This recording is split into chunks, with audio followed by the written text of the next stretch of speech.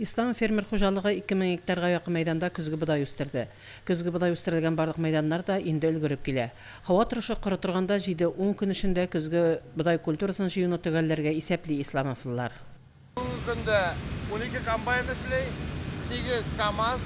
Техникалар, чапаралар, комбайнлар менә бүген сәгать 8-дә башладык. Башлаганда 15% буларны, хәзер уже 13,5-12-чә. Бүгінгі күнде 700 гектарға якын уже жер алдык. В среднем где-то 45 центнер килеп бара пока. Хуҗалыкта язгы бодай культурасы 5000 гектардан артык мәйданны били.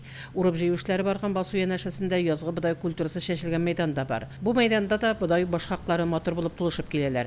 Шуңа күрә дә урып җыюда яңгырлы һава торышы өзеклек тудырмаса, хуҗалык механизаторлары мул булып үскән игеннәрне югалтуларсыз җыеп алу өчен киренке хезмәт вакытысында эшлиләр. Уже чечеп бара язгы бодай, где-то ансы 5000-гә якын язгы бодай. Артыннан инде дискатор уже эшкәртеп бара җирләрне, механизаторлар инде безнең пока абит ашыйбыз. Көндәр җылынып китә беткән инде сәгать зарак шагачтан инде уже ушында менә башлый. Аягылык майлау материаллары бөтен сүдә бар, алынып куелган. Задержка юк, иртән киләләр заправитергә киреп киткәнче и кайтып киткәндә заправитка битәбез инде. Басудан ашлык турдан тора хуҗалыкны ындыр табагына озатыла. Биредә кайткан ашлык шүпләрдән чистартыла һәм агромастер территориясендә урнашкан киптерү комплексына китерелә.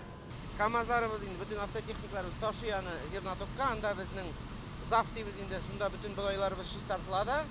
И икенче машиналар белән күчә шушы площадкага без аны киптерәбез. Киптергәннән соң үзебезнең амбарларга 13% влажность белән саклауга тутырабыз.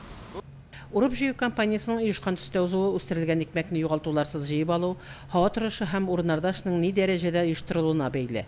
Югарыда билгеләп үткәнчә, исламларның һәр вакыттагыча быелгы уракны да үз югарылыгында башкарып чыгачакларына шик юк. Иң мөһиме, табигать анабыз сынатмасын, кызу коры көннәре белән икмәк кырларында эшләүчеләргә ярдәм итсен иде. Фәрдә Гайнтинова, Динар Нуркинов, Мөслим телевидениесе.